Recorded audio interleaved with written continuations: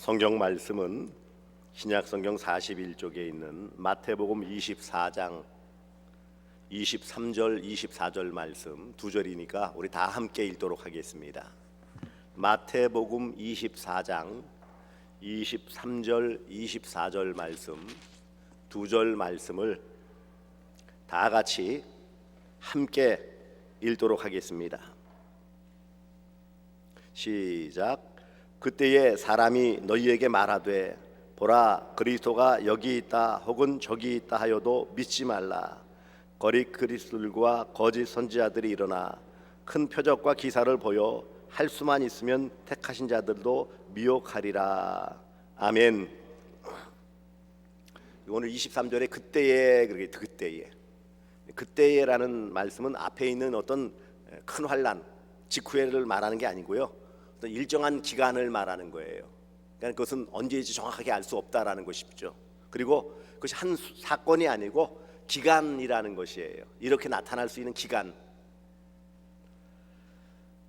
그 기간에 본문 앞에 있는 4절 5절에 말한 것처럼 스스로 그리스도라고 하는 그런 자들이 나타나서 여기저기 많이 일어나게 됩니다. 실제로 우리나라에도 자칭 예수라는 사람이 제법 많이 나왔어요. 대표적인 게 박태선, 그 다음에 여러 이 사람들이 제임스 정명석이도 사실 그런 주장을 했고요. 문선명이도, 통일교 문선명이도 그렇게 주장을 했어요. 자칭 구세주다. 그 외에도 크고 작게 자칭 구세주다라고 주장하는 사람들이 우리나라에만 제법 많았어요. 그런데 이런 자칭 그리스도라 하는 자들이 여기저기 많이 일어나게 되지만 예수님은 그런 상황에서 뭐라고 그랬어요? 믿지 말라. 따라서 합시다. 믿지 말라. 믿지 말라. 믿지 말라는 말씀, 이거는 행위를 시작하지 않도록 금지시키는 의미예요. 아예 시작하지 말라는 거예요. 이 말씀은 관심도 기울이지 말라 그 말이에요. 흔히 그러죠. 좀 관심 있어 좀 알아보는 것도 괜찮지 않습니까? 알아봐서 그것을 비평해야죠 그러는데 그건 어리석기 짝이 없는 말이에요. 아예 관심조차 갖지 말아야 돼요. 우리가 믿고 따르는 복음 진리 외에는, 이 성경 말씀 외에는 어떤 것에도 관심 가져가지고 그것을 좀 알아보고 싶자? 아니요. 그런 것은 학자들이나 전문적으로 연구하는 사람들이 비교해 주는 것이고 우리는요, 그런데 관심 기울일 필요가 없어요.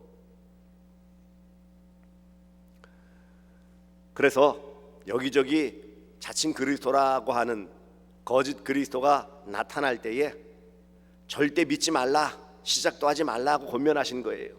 왜 그럴까요? 왜 믿지 말라, 관심도 기울이지 말라고 했을까요? 거짓이기 때문에. 거짓말이기 때문이, 그 자체가, 그 존재 자체가 거짓이고 그 말이 거짓말이기 때문입니다. 그리스도인들은 그리스도가 출현했다는 소식에 우왕좌왕할 필요가 없어요. 2000년 전 오셔가지고 우리를 대신하여 십자가에 달려 죽으신, 대속의 죽음을 죽으신 예수 그리스도 외에는 우리에게 그리스도는 없어. 이미 다 이루어주셨어요. 또 다른 그리스도가 나타날 이유가 전혀 없어요. 다 이루셨다라고 분명하게 말씀하셨고 그 예수를 믿는 자가 구원받는데 그 외에 무슨 그리스도가 필요하냐고요. 나타난 이유가 뭐가 있어요? 그런 것에 우왕좌왕하거나 귀담아 듣지 말아야 한다라는 거예요. 왜요? 이런 소문은 일고의 가치도 없는 명백한 거짓말이기 때문입니다. 바울은 그래서 데살로니가전서 5장 22절에 악은 어떤 모양으로라도 버리라 그랬어요. 그러니 거짓된 것, 바르지 못한 것을 가까이 하고 관심을 기울이면 나도 모르는 사이에 거기에 물들게 되어지고 영향을 받을 수밖에 없는 거예요. 처음부터 난 괜찮다, 그런데 안 넘어간다라고 큰소리 친 사람들, 이런 이단에 넘어가는 사람들이 그런 생각을 했을까요? 정말 이 말세의 때에 사람들은 구원자, 곧 지상의 메시아를 광적으로 찾을 수 있습니다. 예수님 당시에도 어떤 구원의 메시아보다는 자신들을 로마로부터 해방시켜 주시고 자신들의 먹는 문제를 해결해 줘야 될 정치적인 메시아, 왕을 기다렸던 거예요. 그렇게 왕에 대한 관심들이 많았고 마지막에 빌라도도 내가 유대인의 왕이냐라고 물었던 거예요. 왜냐하면 지금 많은 이스라엘 백성들이 정치적인 왕, 이런 메시아를 기다리고 있었기 때문에 빌라도도 그런 유대인들의 마음을 알기 때문에 네가 유대인의 왕이냐 물었던 거예요. 사랑하는 성도들이여, 오늘 본문을 통하여 이 종말에 우리가 이런 거짓 그리스도들 미혹에 넘어가지 않고 또 정신을 바짝 차리고 우리가 미혹당하지 않는 그런 바른 신앙의 모습을 보여야 합니다. 그래서 오늘 본문 23절, 보라 그리스도가 여기 있다 혹은 저기 있다 하여도 믿지 말라 그랬어요. 이 말의 의미는 거짓 메시아, 거짓 선지자들이 많이 나타나게 될 것이다 라는 말씀입니다. 환난의 때에는 거짓 그리스도, 거짓 선지자들이 많이 일어납니다. 그래서 그들 자신이 그리스도라는 사실, 자신들이 하나님의 말씀을 받아서 전달한다라는 것을 입증하기 위해서 그 증거로서 큰 표적이나 기사를 행합니다. 사람들은 그렇죠. 어떤 기적이 나타나면은 와 대단하다, 그러면 잘 믿을 것 같죠. 천주교에서는 이런 행위구원 쪽에 가깝기 때문에 기적을, 무슨 어떤 마리아 상에서 피눈물이 흘려졌다, 어디서 예수가 눈을 껌뻑껌뻑 떴다, 뭐 이런 로마 교황청에서 인정해주는 기적 사건들이 제법 등록이 되어져 있어요. 아니 그러면은 그렇게 했다고 해서 그 사람들 주변에 안 믿는 사람들이 다 와 믿었어요? 관광으로 가서 보고 그랬다고 할지라도 그렇게 해서 믿느냔 말이죠. 기사 이적, 표적 이런 것 때문에 믿느냐는 거예요. 사람들은 억압을 당하고 굶주림과 전염병, 전쟁 등으로 인한 죽음의 광경이나 비참한 상황에 놓이게 되면은요, 구원을 위해 자신들의 어떤 문제 해결을 위해 간절함으로 부르짖게 되어져 있어요. 그리고 그들은 그 현장에서 나타나 자신들의 문제를 해결해 줄 구원자를 찾습니다. 누구나 그래요. 이 문제 내가 할 수 없는데 누가 좀 해결해 줄 수 있나? 그런 거죠. 그래서 그럴 때 마침 나타나서 어떤 기사회적이나 아주 교묘한 말을 하면 거기에 다 넘어간다라는 거예요. 어떤 거짓 구원자들은 이렇게 간절히 바라는 인간들을 위해 권력과 지도자의 자리를 떠맡으려고 항상 준비되어져 있어요. 그것을 이용해서 한마디로 말하면 자신의 부와 귀와 영화를, 부귀영화를 누리려고 나섭니다. 우리가 경험했듯이 이단들의 교주들이 다 그랬어요. 대단한 권력을 누렸고요, 신적인 존재로서 다른 사람들, 그 성도들을 많이, 그들은 성도라고도 할 수 있겠죠. 그냥 그 교도들이죠. 그런 교도들의 그런 물질을, 재물을 착취하고 성적으로 또 착취하고 이런 모습들이 나타나는 것을 볼 수 있어요. 오늘 본문에 주어진 말씀 앞에 있는 예루살렘 성의 멸망의 때에도 마찬가지입니다. 그런 자들이 많이 일어났어요. 심지어는 로마로부터의 그런 해방, 자연재해로부터의 구원도 자신만만하게 약속한 그런 부류들이 있었다라는 거예요. 메시아가 돌아왔다라는 거짓 소문과 그에 대한 믿음이 끊임없이 또 돌았어요. 그래서 광야에 있다거나 세례 요한처럼, 성내 어떤 골방에 있다거나 예루살렘 골방에 모였던 그리스도인들처럼 이런 어디 있다, 어디 가면 만난다라는 소문이 퍼졌다라는 거예요. 다만 때를 기다리고 있다라고 소문을 퍼뜨립니다. 이런 광경은 바벨론에 의해서 멸망 직전에 있는 이스라엘의 모습과도 흡사합니다. 요즘 우리가 예레미야서를 새벽마다 함께 나누고 있지만 그런 여러 가지 모습들에서도 알 수 있어요. 예레미야 14장 13절 14절에 이에 내가 말하되 슬프도소이다 주 여호와여 보시옵소서 선지자들이 그들에게 이르기를 너희가 칼을 보지 아니하겠고 기근은 너희에게 이르지 아니할 것이라 내가 이곳에서 너희에게 확실한 평강을 주리라 하나이다. 여호와께서 내게 이르시되 선지자들이 내 이름으로 거짓 예언을 하는도다. 나는 그들을 보내지 아니하였고 그들에게 명령하거나 이르지 아니하였거늘 그들이 거짓 계시와 점술과 헛된 것과 자기 마음의 거짓으로 너희에게 예언하는도다. 예레미야 당시에도 그렇다라는 거예요. 칼을 보지 않을 것이다. 바벨론이 무슨 공격을 하느냐? 아니다. 기근 이르지 아니할 것이다. 왜 굶주리느냐? 하나님의 백성들이 확실한 평강을 준다 라고 주장을 했어요. 미가야와 같은 거짓 선지자들이 있었어요. 그리고 예레미야의 뺨을 때려가면서 또 혹은 가둬가면서 그렇게 백성들에게 저주 섞인 그런 예언하지 말라. 히드기야 왕은 아예 가둬버리고요, 구덩이에 아예 가둬버리고 떡 한 쪽만 주는 그런 모습도 보입니다. 그러니까 모든 이런 말세의 현상 중에 두드러진 것이 뭐라고요? 거짓된 것들이 많이 드러나요. 요즘도 그런 것들이 많죠. 거짓 정보들이. 코로나19를 우리 그 상황을 맞이하면서 갖가지 거짓된 것들을 얼마나 많이 퍼뜨리는지 몰라요. 잘못된 것을 맹신하면 세상 사람들에게 웃음거리가 되어지고 조롱거리가 되어져요. 교회 안에서 뭐 소금물을 뿌리면은 뭐 코로나19에 감염이 안 된다? 그래가지고 얼마나 조롱거리가 됐어요. 엉뚱한 것에 확신하고 믿고 그런 잘못된 지도자를 따라가니까 세상의 웃음거리가 되어지는 거예요. 이런 일들은 똑같이 말세에도 되풀이될 것입니다. 세상의 거짓 구원자인 적그리스도가 일어나서 온 세상을 미혹할 것입니다. 예수 그리스도께서 짧고 단호하게 말씀하신 것에 주목하시기 바랍니다. 믿지 말라.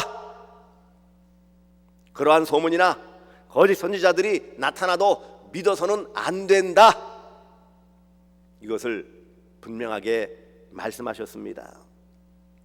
그래서 거짓 구원자들은 큰 기사 표적을 행한다라는 거예요.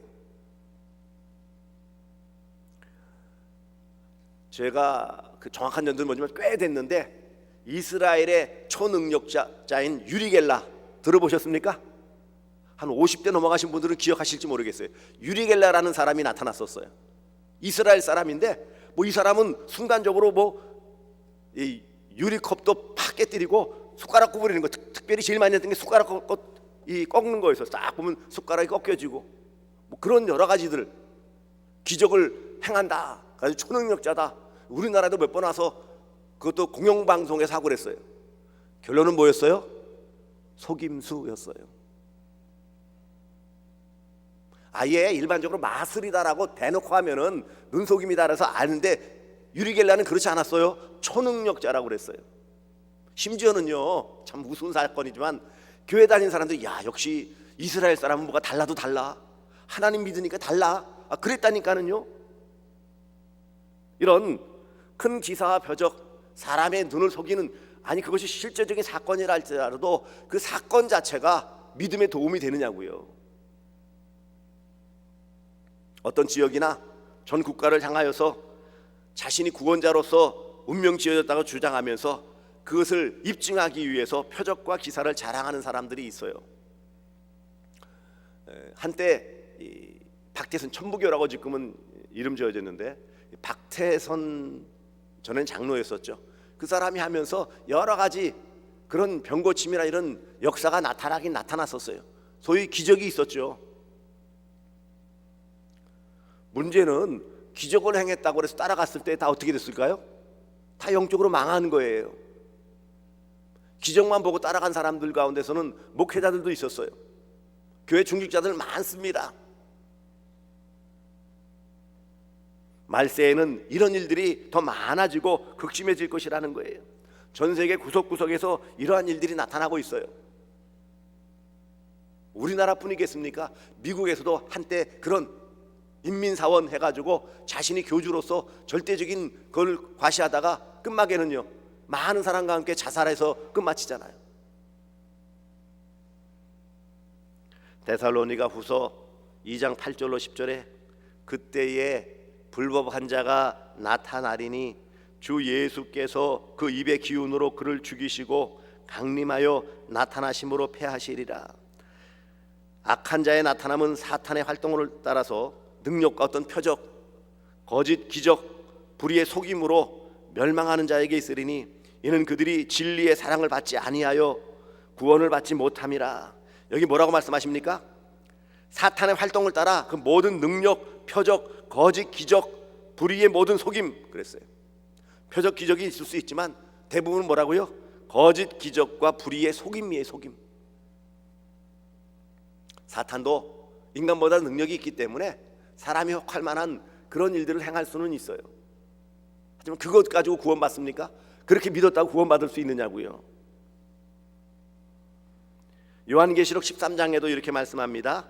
큰 이적을 행하되 심지어 사람들 앞에서 불이 하늘로부터 땅에 내려오게 하고 짐승 앞에서 받은 바 이적을 행함으로 땅에 거하는 자들을 미혹하여 땅에 거하는 자들에게 이르기를 칼에 상하였다가 살아난 짐승을 위하여 우상을 만들라 하더라. 이런 이적을 행한단 말이에요. 사람들 앞에 불이 하늘에서 땅으로 내려오는 놀라운 그런 기적이 나타날 수도 있다라는 거예요. 그렇다고 해서 그것을 믿어야 되느냐는 거예요. 아니요.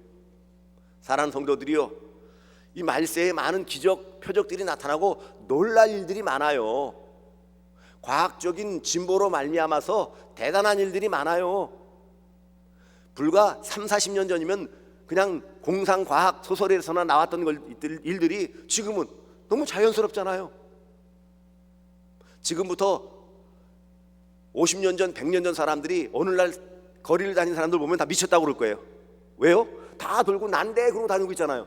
뭐라고 중얼중얼 대고 있고요. 뭔가 다 꽂고 다니고요. 그러면서 구덩이에 처박히고 개울가에 처박히고 그러고 살아가고 있으니까 아마도 그것을 보면 저 사람들은 뭐야 도대체? 그럴 거라고요. 앞으로 주님 언제 오실지 모르지만 과학적인 그런 발전은 있어요. 하지만 과학이 발달하는, 여러분 기사, 이적, 표적 여러 가지가 내용적으로 뭐예요? 과학적인 진보로도 연결되어져요. 그렇습니까? 안 그렇습니까? 꿈도 못 꿨던 하늘나라를 지금 비행기로 타고 다니고 있어요.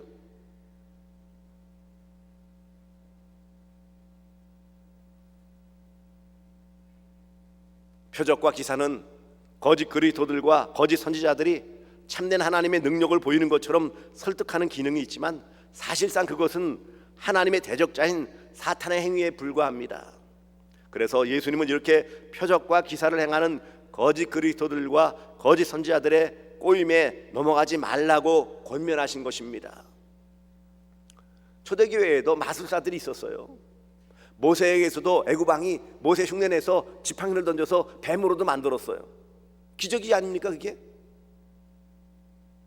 저 그걸 믿어서 했냐고요.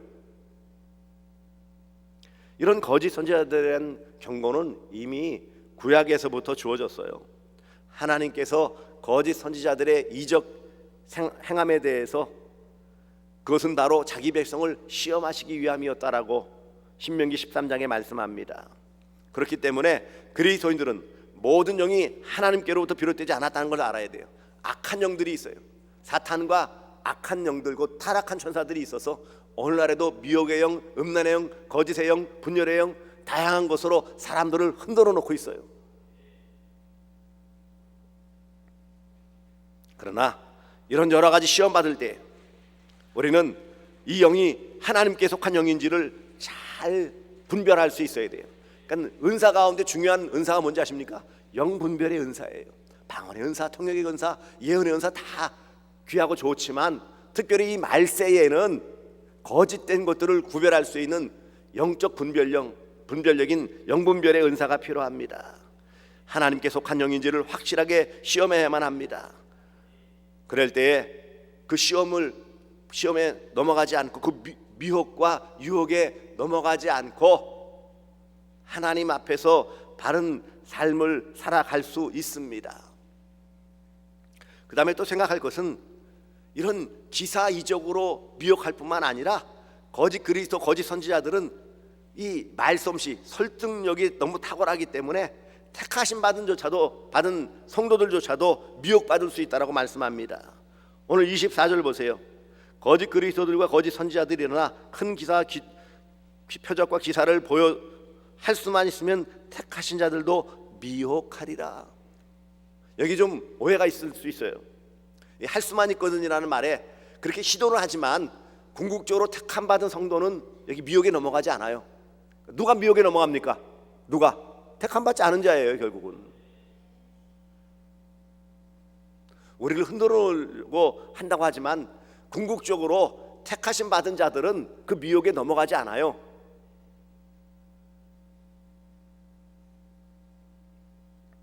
할 수만 있으면 택하신 자들도 미혹하리라. 네, 실패죠 그거는.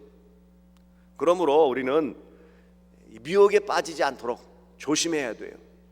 잠시라도 넘어가면, 물론 이단에 빠지거나 잘못된 데 넘어갔다가 다시 돌아오는 분들도 있지만 얼마나 안타까운 일이에요. 신천지에 빠졌다가 다시 돌아온 분들도 계세요. 다른 이단에 빠졌다가 돌아온 분도 계세요. 하지만 그 미혹당했던 그 세월, 그것 때문에 많은 죄를 저질렀잖아요. 특별히 이런 거짓 구원자들, 곧 이단의 교조들은 이 말솜씨들이 참 좋아요.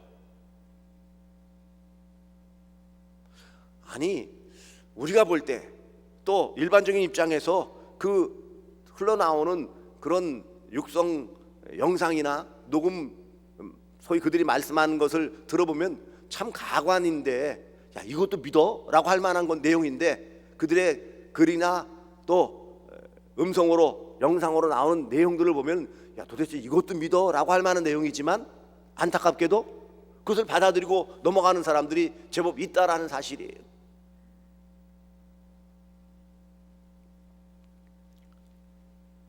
진정으로 믿는 자는 유혹과 고난, 위협과 위험에도 불구하고 끝까지 그리스도를 떠나지 않을 것입니다만, 그러나 우리는 그럼에도 불구하고 조심해야 된다는 거예요. 첫째는 거짓된 것을 믿지 말라, 두 번째는 조심하라, 이 말씀입니다. 데살로니가 후서 2장 15절로 17절에 그러므로 형제들아 굳건하게 서서 말로나 우리의 편지로 가르침을 받은 전통을 지키라. 우리 주 예수 그리스도와 우리를 사랑하시고 영원한 위로와 좋은 소망을 은혜로 주신 하나님 우리 아버지께서 너희 마음을 위로하시고 모든 선한 일과 말에 굳건하게 하시기를 원하노라. 오늘 보면 24절 말씀은 사탄의 공격이 성도들까지도 그 표적을 삼고 있다는 사실에 대한 경고예요. 이단들은 일반 사람들보다 누구를 더 찾아다녀요? 교회 다니는 사람들, 교패가 붙어있는 그 집만 더 집중적으로 공격을 해요. 약함이죠. 그러니까. 그러므로 이런 경고의 말씀을 귀담아 듣고 근신하여 우리는 말씀 중심으로 잘 깨닫고 거기에 미혹되지 않고 또 넘어가지 않도록 조심해야 하는 것입니다. 오늘 이 시대는 갖가지 많은 것들이 있어요. 오전 예배 시간에도 말씀드렸듯이 교회 외부에서의 그런 압력, 교회 내부에서의 여러 다양한 것들이 나타나서 안팎으로 교회는 많은 어려움에 처해 있어요. 그 가운데 하나가 이런 거짓 그리스도, 거짓 예언자들, 혹은 성경을 달리 해석하며 다른 주장을 하는 그런 무리들 때문에 혼란을 겪는 거예요. 그러므로 사랑하는 성도들이요, 모든 영적인 가르침은 담임 목사 중심으로 이루어져야 돼요. 또 담임 목사가 추천하는, 인정해주는 그런, 예를 들면 고려성경전문신학교라든지 이런 인정된 기관에서 인정된 그런 통로를 통해서 분명하게 인식하고 건전하고 바른 성경적인 가르침을 하는 그런 곳에서 우리가 말씀을 배워야 되는 거예요. 뭐 좋다더라, 말씀을 쪼갠대더라, 또 은밀하게 가서 뭔가 배운대더라, 다 속아 넘어가는 거예요. 떳떳해 보세요. 아니 뭐 떳떳하면은요, 거기 미혹될 수 있을까요? 그러니 여러 가지, 물론 교회마다 사정이 다르고 상황이 다르기 때문에 일괄적으로 말씀드릴 수 없지만 그래도 교회 안에서 주어지는 이 말씀을 우리가 잘 듣고 교회에서 시행하는 성경 공부나 제자 훈련에 잘 참석하셔서 영적인 기초를 튼튼히 세우고, 그래서 이 말세에 우리가 믿음으로 든든히 서야 될 이유가 바로 이것입니다. 조금만 벗어나면 이상한 소리가 들릴 수밖에 없어요. 그리고 대부분 자신의 교회에서 배우게 해주지 다른 어떤 성경신학교나 이런 특별한 기관을 만들 이유가 없어요. 그렇지 않습니까?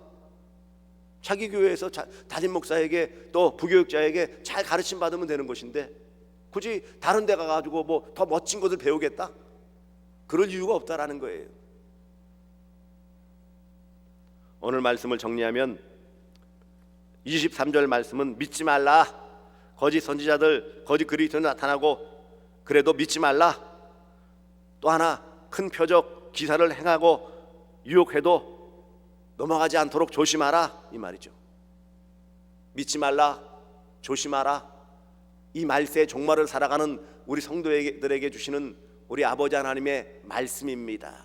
늘 근신하며 조심하며 또 이 말세의 바른 믿음으로 하나님의 뜻을 이뤄갈 수 있는 그런 건강한 신앙인들 되어지시기를 주 예수 그리스도의 이름으로 축복합니다.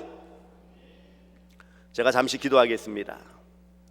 사랑의 아버지 하나님, 이 종말의 때에 그리스도가 여기 있다 저기 있다라고 하여 미혹하는 때, 때때로 표적과 기사로 미혹하는 때에 우리 모든 믿음의 사람들 거기에 미혹되어 넘어가지 않도록 믿지 않고 조심할 수 있는 그런 바른 믿음의 삶을 살게 하여 주시옵소서. 내가 속한 우리 교회에서 함께 말씀을 듣고 배우며 또 신앙 성장을 이룰 수 있는 지혜도 허락하여 주시옵소서. 아버지 하나님께서 이 말세에 우리가 마땅히 어떻게 살아가야 될지를 알려주시오니 이 말씀을 잘 받아서 이 말씀대로 순종함을 통해 하나님의 뜻을 이루며 아버지 하나님께 영광 돌리는 믿음의 삶을 살게 해주시며 건강한 신앙, 성숙한 신앙, 신령한 신앙생활 잘할 수 있도록 도와주시옵소서. 예수님의 이름으로 기도드리옵나이다. 아멘.